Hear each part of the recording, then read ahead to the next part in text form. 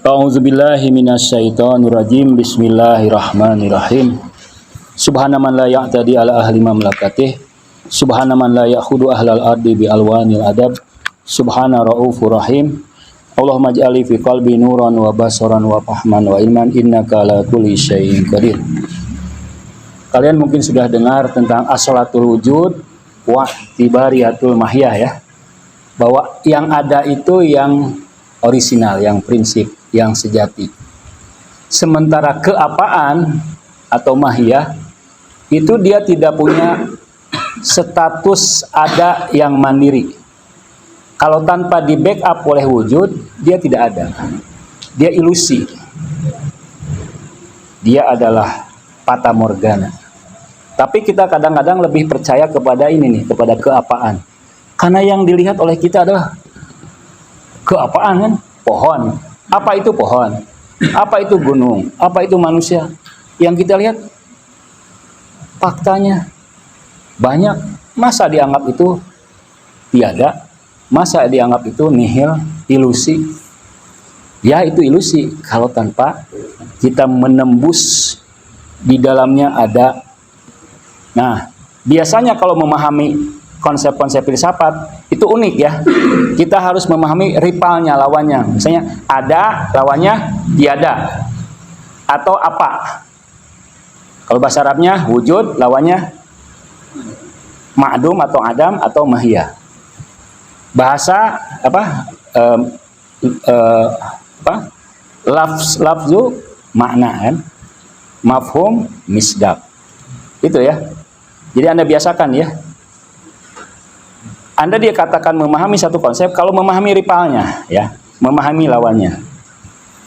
Nah, ada ini as-shalah asli itu tiga artinya. Pertama dia sumber power, source of power. Bahasa Arabnya mansa asar.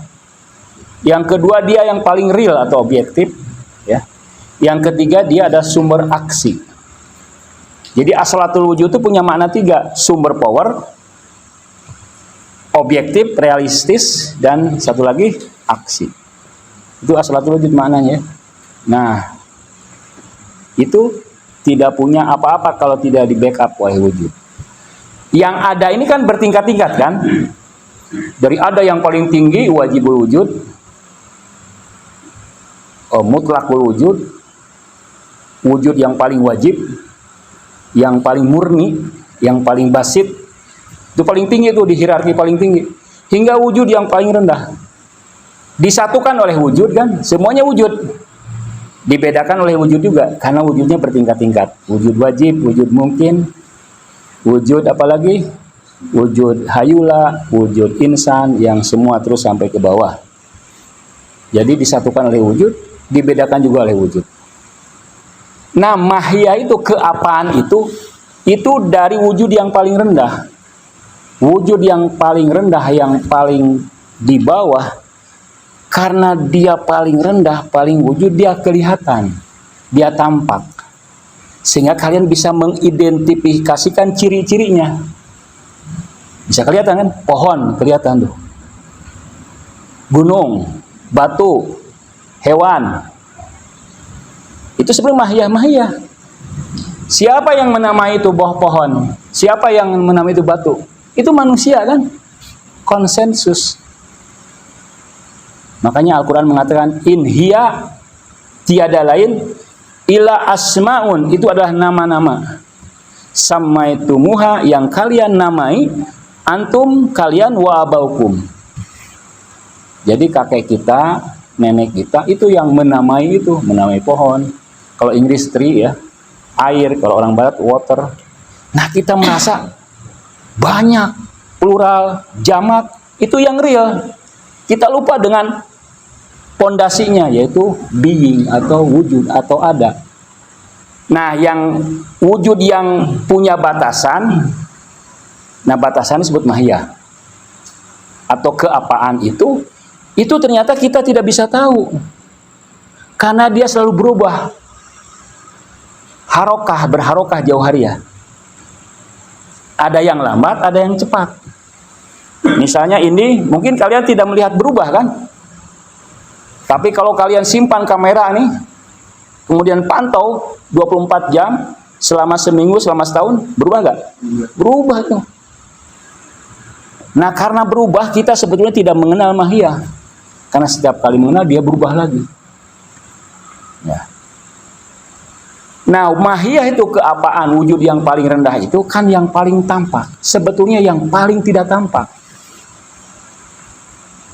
Jadi pohon itu yang paling tidak tampak, gunung itu yang paling tidak tampak.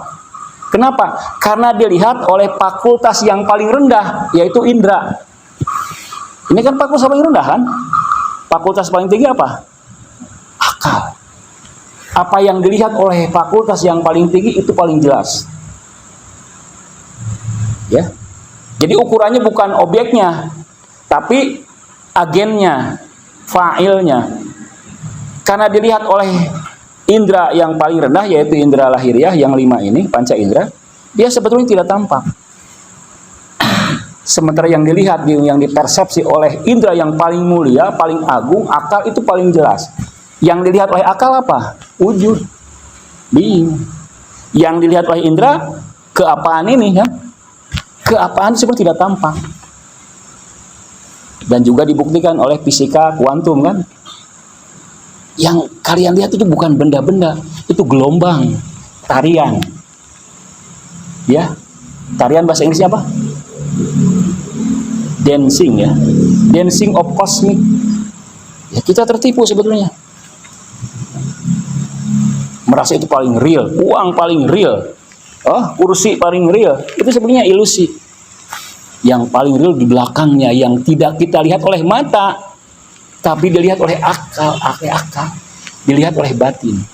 Karena itu dalam filsafat mula sadra, memahami ada itu bukan dengan akal, bukan dengan pikiran. Kalau memahami ada dengan pikiran bisa berubah-ubah. Flow. Apa istilahnya? Kalau berubah-ubah itu?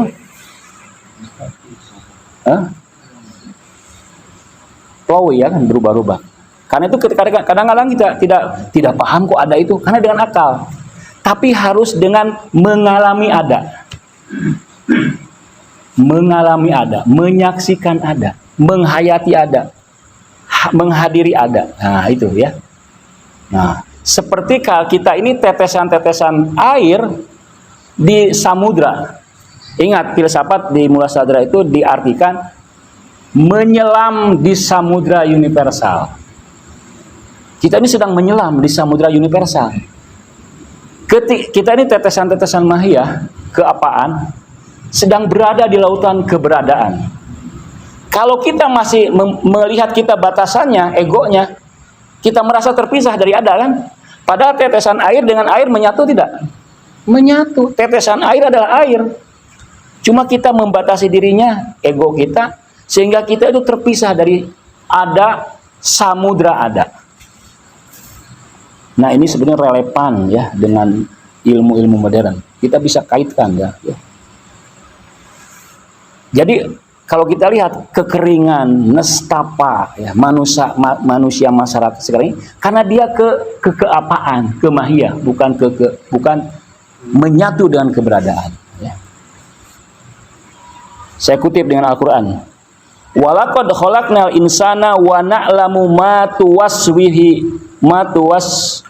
bihi nafsu. Aku telah menciptakan manusia, kami telah menciptakan manusia, dan kami tahu apa yang menyibukkan dirimu, apa yang membuatmu, apa yang membisikkan, apa yang membuat kita gelisah, apa yang membuat kita sibuk. Pikiran kita sibuk, pikiran kita bingung, pikiran kita selalu digelisahkan, dipengaruhi oleh eksternal. Kata Allah, wa nahnu aqrabu min hablil warid. Padahal aku lebih dekat. Lebih dekat, ada yang tinggi itu, yang wajibul wujud. Itu lebih dekat dan yang paling jelas. Anda pernah melihat matahari kan? Matahari itu paling jelas, ya. Tapi bagi kelelawar yang jelas itu menyakitkan kan? Karena itu dia tidak bisa melihat yang jelas. Kelelawar hidupnya di malam hari. Ya. Dia takut dengan hal yang jelas, takut dengan hal yang aksiomatik, takut dengan hal-hal yang badihi, yang self evident, yang jelas-jelas itu menakutkan orang. Bagi orang-orang yang bodoh, yang jelas itu menakutkan orang, ya. Padahal mental clarity, clear apa ya? Clear ya, mental clarity atau apa? Clear of thought itu sesuatu yang akan membangkitkan, ya, memotivasi kita. Nah, tadi kan ada itu harus dialami. Namanya ilmu huduri. Ilmu hudur itu menggerakkan, mengubah. Jadi filsafat itu mengubah. Kata siapa filsafat tidak mengubah? Karena dirasakan. Hadir, bukan husuli. Husuli Ibnu Sina, husuli mahiyah, aslatul mahiyah. Mula sadra huduri, hadir kita dengan seluruh energi hadir. Kalau hadir menggerakkan tidak? Menggerakkan. Misalnya melapar. Anda merasakan lapar kan? Itu ilmu huduri. Menggerakkan kan? Memotivasi Anda untuk makan, untuk mencari makan. Tapi kalau saya lapar, konsep saja tidak. Ya. Tapi yang menggerakkan itu lapar, haus, rindu, cinta, itu yang paling tingginya. Cinta menggerakkan. Cinta ilahi menggerakkan, ya. Cinta kesuksesan menggerakkan, membuat kita tidak kenal lelah, tidak kenal kesulitan. Afdolul a'mal ahmazuha, amal yang terbaik itu yang paling sulit. Nah, kemudian tadi kan, nah kalau ada menurut Ibnu Sina konsep saja, mafhum saja, beda dengan ada dalam Mula sadra real, nyata. Kalau real yang nyata itu kan mengubah kan, yang nyata punya efek. Tadi kan sifatnya 3. Dia sumber power, objektif, real, dan action. Dia mengubah, dia menggerakkan. Cuma harus kita alami, kita hayati. Mulai dari hal-hal yang sederhana. Kita hadir pada saat ini. Jangan tidak hadir. Fokus. Kalau lagi makan, fokus makan. Kalau lagi sholat, fokus sholat. Kalau lagi membaca, fokus sholat. Kalau lagi tidur, fokus tidur. Kalau begadang, fokus begadang. Tapi jangan lama-lama ya. Supaya kenyang. Jadi ketika belajar, ingin begadang lagi. Begadangnya tidak fokus tuh. Ya. Tidur fokus, mandi fokus. Ya. Sekolah fokus. Hadir itu artinya, ya. Nah.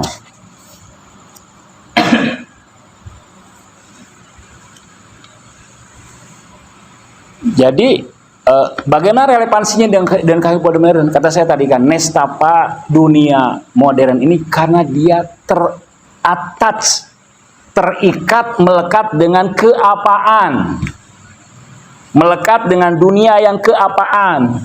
Bukan sumbernya, sumber dunia kan dunia imajinal, dunia barzah. Sumbernya lagi dunia akhirat. Wa darul akhirat lahiyal hayawan. Kehidupan intelektual itu, akhirat dalam bahasa filsafatnya adalah akal. Kehidupan akal itu, kehidupan intelektual, dialah yang paling hidup. Jadi yang menguasai dunia imajinal adalah dunia akhirat, dunia akal. Yang menguasai dunia materi adalah dunia akal. Kita terpengaruh, didominasi kita ini, ya, oleh dunia akal, dunia intelek, dunia akhirat. Dunia akhirat sudah ada sekarang, ya, cuma kita tidak merasakannya karena terhijab. Al-Quran mengatakan, laqad kunta fi ghaflatin, kalian lalai min hada dari ini, fakasabna anka gitoaka, kalau kami bukakan, hakikatnya kami bukakan. Pabasorukal yauma hadid, pandanganmu pada saat itu tajam, jelas. Kalian bisa melihat neraka, bisa melihat surga, bisa melihat bidadari, ya, sehingga kita bersemangat. Bisa melihat api neraka yang melahap-lahap, sehingga kita ketakutan. Jadi hikmah dari belajar filsafat itu, kita bisa melihat neraka, bisa melihat api dengan mata batin tentu ya. Kita singkat tirai hijab ini kita bukakan. Mudah-mudahan bisa menginspirasi ya. Jadi filsafat itu sangat relevan dengan kehidupan kita ya. Menggerakkan, mengubah. Cuma kita harus belajar mengalami dulu. Pertama karena sabar. Sabar ya. Harus ridho ya. Dengan apapun yang kita terima. Karena itu makom ridho itu makom yang tinggi. Namanya ridho ya. Ada 2 nama ridho ya. Itu sudah makomnya ridho ya. Dekat lagi ke makom fana, ke makom menyelam di lautan universal ya. Demikian, wassalamualaikum warahmatullahi wabarakatuh. Waalaikumsalam warahmatullahi wabarakatuh.